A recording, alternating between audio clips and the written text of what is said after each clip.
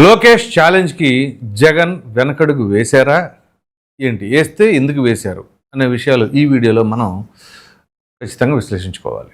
ఇక వివరాల్లోకి వెళ్ళినట్లయితే కూటమి ప్రభుత్వం ఏర్పడిన తర్వాత ఏదైతే మెగా డిఎస్సి వేస్తామని చెప్పేసి ఎన్నికలకు ముందు హామీ ఇచ్చారో ఇచ్చిన దానికి అనుగుణంగానే ఆ యొక్క మెగా డిఎస్సి నోటిఫికేషన్ విడుదల చేయటం, ఆ తదుపరి ఈ యొక్క ఎగ్జామ్ కండక్ట్ చేయడం, రిక్రూట్మెంట్ ఇదంతా జరిగింది. సో ఏదో దొంగల పడ్డ 6 నెలల కుక్కల మురిగిన అనే తరహాలో వైసీపీ వాళ్ళు ఏం చేశారంటే ఇదంతా జరిగిపోయిన ఒక సంవత్సరం తర్వాత ఏది ఆ రిక్రూట్మెంట్ కాబడినటువంటి ఉపాధ్యాయులు వాళ్ళందరూ విధులు నిర్వహిస్తూ ఉండారు. ఆ సమయంలో ఇదిగో డిఎస్సిలో అవకతవకలు, అక్రమాలు, పేపర్ లీకేజీ, అది ఇది అని చెప్పేసి ఇక డిఫరెంట్ వర్షన్స్తో వాళ్ళ యొక్క పార్టీకి సంబంధించిన నాయకులందరూ కూడా ప్రెస్ మీట్లు, అనేక రకాలైన వేదికల పైన చాలా హడావుడి చేశారు. ఇక దానికి తగినట్టుగా ఆ డిఎస్సికి సంబంధించిన కొంతమంది అభ్యర్థులను జగన్మోహన్ రెడ్డి గారు ఆయన క్యాంప్ ఆఫీస్కి అంటే ఆయన పార్టీ ఆఫీస్కి పిలిపించుకొని అక్కడ వాళ్ళతో మాట్లాడచ్చు ఇదంతా జరిగింది. దీనికి తగినట్టుగా ప్రభుత్వం కూడా ఎంత పారదర్శకంగా నిర్వహించాం అనే దానికి నిదర్శనంగా ఆయా అధికారులను స్పెసిఫిక్గా ఎవరెవరు అభ్యర్థులు వాళ్ళకి డౌట్స్ ఏవైతే ఉన్నాయో ఆ డౌట్స్ అన్నీ కూడా క్లియర్ చేసేలాగా మొత్తం వివరించి చెప్పారు. వాళ్ళు ఏది పబ్లిక్గానే మీడియా సమక్షంలోనే చెప్పారు. సో అది చెప్పేసరికి వాళ్ళకి ఒక క్లారిటీ వచ్చింది. ఓకే, మనకి ఇందుకు రాలేదా ఏంటి అని చెప్పేసి అది ప్రభుత్వం బాధ్యత కూడా. ఒకవేళ ఎవరికైనా అపోహలు ఉంటే వాటిని నిర్వీర్యం చేయవలసిన బాధ్యత, దానికి సంబంధించి క్లారిటీ కూడా ఇచ్చేశారు. అయితే వీళ్ళు కానీ దాన్ని వదిలే పరిస్థితే లేదు. అవకాశం దొరికినప్పుడల్లా, లేకపోతే వేరే అంశాలు ఏమీ లేవు అనుకున్నప్పుడల్లా దీన్ని తెరపైకి తీసుకురావడం, లేకపోతే వాళ్ళకి ఇబ్బందికరంగా కలిగించే అంశాలు ఏదైనా ఉన్నప్పుడు వాటిని డివియేట్ చేసేలాగా వీళ్ళు ఇటువంటి అంశాలను తెరపైకి తీసుకొస్తూ ఉన్నారు.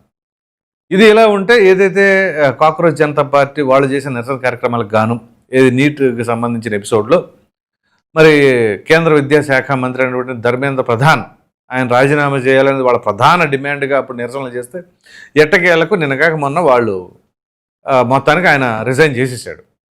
అంతే. రాష్ట్రంలో వైసీపీ ఇక ఇమ్మీడియట్గా స్టార్ట్ చేసుకుంది. ఇదిగో లోకేష్ రాజీనామా చేయాలి అన్నారు. రైట్. దానికి సంబంధించి నిజంగా ఇదిగో ఈ రకంగా లీక్ అయింది ఇది అని చెప్పి సహేతుకంగా చెప్పినా, దానికి తగినట్టుగా కోర్టుకు ఆశ్రయించిన కోర్టు కనుక ఆ పిటిషన్లు అడ్మిట్ చేసుకొని దానికి సంబంధించిన ప్రక్రియలో అవకతవకలు జరిగినాయి అని కనుక అంటే లీగల్గా ప్రూవ్ చేసినట్టు ఉంటుంది. అదేమీ లేకుండా వీళ్ళు వేగ్గా ఇదిగో అక్కడ జరిగింది ఇక్కడ జరిగింది అని చెప్పేసి అంటే ప్రజలకు ఏమని అర్థమవుతుంది? ఈ లీకుల గురించి అంత ఇదిగా మాట్లాడేటప్పుడు మరి నీట్లో సంబంధించిన పేపర్ లీకేజ్ గురించి ఎందుకని మాట్లాడాలా? మన ఆంధ్రప్రదేశ్లో కూడా ఉన్నారుగా నీటికి సంబంధించిన విద్యార్థినులు. మరి దానికి సంబంధించి మాత్రం ఎక్కడా నోరు పెగల్లా ఏ ఒక్క వైసీపీ నాయకుడు, ఇంక్లూడింగ్ ఆ పార్టీ అధ్యక్షుడు జగన్మోహన్ రెడ్డి గారికి.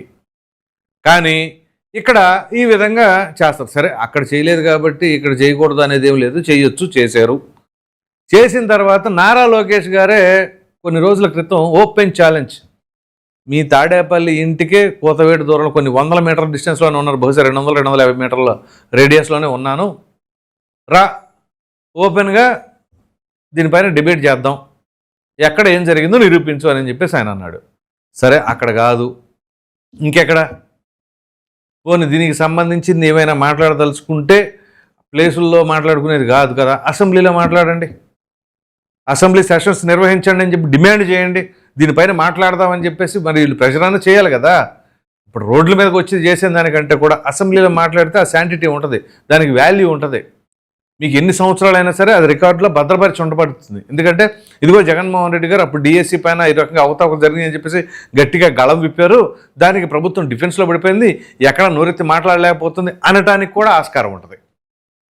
అసెంబ్లీ పెట్టమని డిమాండ్ చేయరు, అసలు అసెంబ్లీకి వచ్చే ఉద్దేశమే లేదు, మరి ఇంకెక్కడ అడుగుతారు? పోనీ నేను పబ్లిక్ ఇంకెక్కడికైనా రండి అంటే దానికి రావట్లేదు అంటే దాని ఉద్దేశం ఏంటి? ఆ ఛాలెంజ్ని స్వీకరించలేదనే కదా. ఛాలెంజ్ని స్వీకరించలేదంటే దాని ఉద్దేశం. సో అక్కడ ఏమీ జరగలేదని, ఇక అక్కడికి వెళ్ళి మనం ఏం చేస్తాం డిబేట్ అని చెప్పేసి అని ప్రజలకు అర్థం కాదంటారా? పైగా ఇదేదో వేరే ఇసుకో మద్యమో లేకపోతే మైన్సో కాదు, డిఎస్సి జాబ్ నోటిఫికేషన్, అలాగే జాబ్ రిక్రూట్మెంట్ ప్రాసెస్. సో అందరూ ఎడ్యుకేటర్సే ఇక్కడ. ఎవరు ఏమి ఏలుముద్రగాళ్ళు ఉండరు. కాబట్టి అందరికీ అర్థమవుతుంది ఆ ప్రక్రియ ఎలా సాగుతుంది ఏంటి, అసలు డిఎస్సి రిక్రూట్మెంట్ ఏంటి. వీళ్ళు అధికారంలో ఉండగా డిఎస్సి వేయలేకపోగా ఇప్పుడు డిఎస్సి వేసిన వాళ్ళని రిక్రూట్మెంట్ చేసుకున్న వాళ్ళని బురద చల్లే ప్రయత్నం. అది ఆ మాత్రం ఆ చదువుకున్న వారికి అర్థం కాదంటారా, లేకపోతే ప్రజలకి అర్థం చేసుకోలేరంటారా?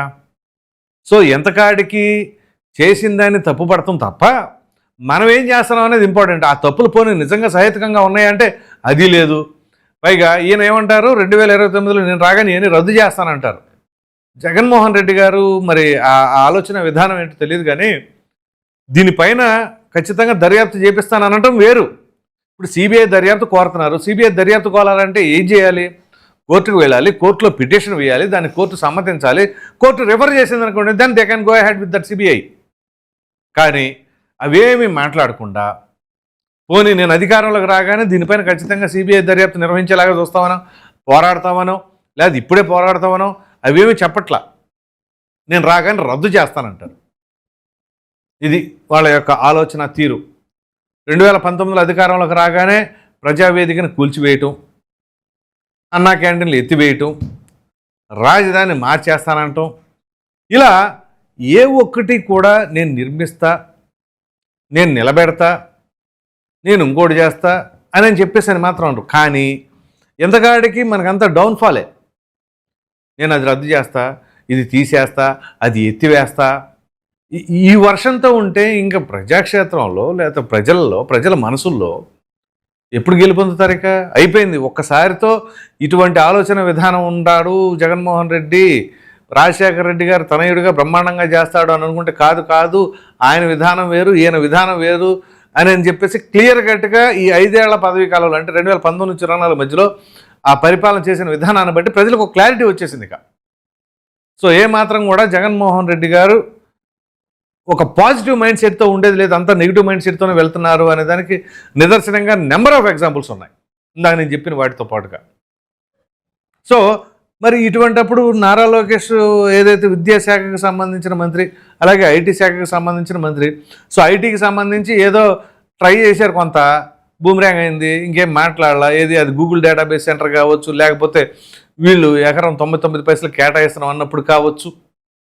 సో అట్లా చేస్తారు, ఎట్లా చేస్తారు అన్న తర్వాత అర్థమైంది ఏంటి అని చెప్పి ఒక క్లారిటీ వచ్చింది. ఇక ఏం మాట్లాడలేని స్టేజ్కి వెళ్ళిపోయారు. సో ఐటీ శాఖను ప్రక్కన పెట్టేశారు, ఇక విద్యాశాఖకు వచ్చారు. ఏది సంవత్సరం గడిచిన తర్వాత డిఎస్సి అయిపోయినా అప్పుడు వచ్చేసి మరలా ఇదిగో పేపర్ లీకేజ్ అన్నారు. దీనిపైన Nara Lokesh direct open challenge విసిరితే దాన్ని స్వీకరించే వాళ్ళు లేరు. జగన్మోహన్ రెడ్డి గారు అట్లా కాదు ఇట్లా చేయాలి, మరి ఏంటి అని చెప్పేసి మాట్లాడింది లేదు. అదేమిటి అంటే ఇక ఏదో చెప్పుకుంటా వస్తారు. వీళ్ళు డిఎస్సీలు నిర్వహించరు, ఎదురు వాళ్ళు నిర్వహిస్తే వాళ్ళ పదవీ కాలంలో దాన్ని ఓర్వలేరు. సో అంటే యువతకి ఉపాధి లభించడం కానీ, వాళ్ళ ఆర్థిక స్థితిగతులు మారటం అనేది కానీ జీర్ణించుకోలేకపోతున్నారా ఏంటి? ఎందుకంటే వీళ్ళు నమ్ముకున్నది ఒకటే సిద్ధాంతం కదా, బటన్ నొక్కుడు కార్యక్రమం, సంక్షేమ పథకాలు మాత్రమే. ఎంతవరకు సంక్షేమ పథకాలు ఇవ్వగలుగుతారు? ఇవ్వాలి, కానీ ఎంతవరకు ఇవ్వగలుగుతారు? మనం సృష్టించాలి కదా ఆదాయం. సో ఆదాయ వనరులు పెంచుకోవాలి కదా. సృష్టించడం అంటే ఓవర్ నైట్లో రావు. ఇప్పుడు చంద్రబాబు నాయుడు గారు అయినా సరే సంపద సృష్టిస్తానని ఓవర్ నైట్లో రాదు. అది గ్రాడ్యువల్గా ఆ యొక్క పెట్టుబడిదారులు రావాలి, వాళ్ళ కంపెనీలు గ్రౌండింగ్ అవ్వాలి, అది తర్వాత ఓపెన్ అయిన తర్వాత వాళ్ళకి అందులో కనుక ఉపాధి లభిస్తే అప్పుడు ఈ యొక్క రెవెన్యూ జనరేషన్ అనేది నడుస్తుంది. అంతేగాని అసలు ఆలోచనలోనే ఉన్నట్టుగా లేరు కదా వాళ్ళు గత ప్రభుత్వంలో. ఎక్కడ ఎంతమంది పెట్టుబడిదారులు తీసుకురాగలిగారు, ఎంతమందికి ఉపాధి కల్పించగలిగారు? సో ఎందుకంటే నేను బటన్ నొక్కుతా, నీకు ఏడాదికి 18,000 15,000 వస్తాయి, దాంతోనే కుటుంబం అంతా నడిచిపోద్ది. ఇదే ఆలోచన ధోరణ. సో పోనీ ఇప్పుడు ఎలిగేషన్స్ చేస్తున్నారు, దానికి సంబంధించి ఇదిగో ఇది ప్రూఫ్ అని చెప్పేసి ఏమైనా సబ్మిట్ చేయగలరా? కన్స్ట్రక్టివ్గా దాన్ని క్రిటిసైజ్ చేయగలరా? అలా జరగదు. ఏదో వేగ్గా అనేస్తాం, జరిగిపోద్ది అని అంటే ఇప్పుడు వాళ్ళు కూడా గట్టిగానే క్లారిటీ ఇచ్చారు. సో ఓపెన్ ఛాలెంజ్ ఇస్తారు, దాన్ని స్వీకరించిన వాళ్ళు లేరు, దాన్ని మాట్లాడేవాళ్ళు లేరు, దాన్ని కాంట్రడిక్ట్ చేసేవాళ్ళు లేరు.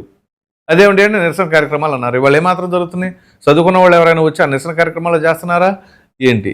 ఇగో వీటన్నిటిపైన మరి జగన్మోహన్ రెడ్డి గారు వెనకడుగు వేయడానికి గల కారణం ఏంటి? మీరే అనుకుంటున్న అభిప్రాయాన్ని అయితే కామెంట్లో తప్పకుండా తెలియజేయండి. Thank you.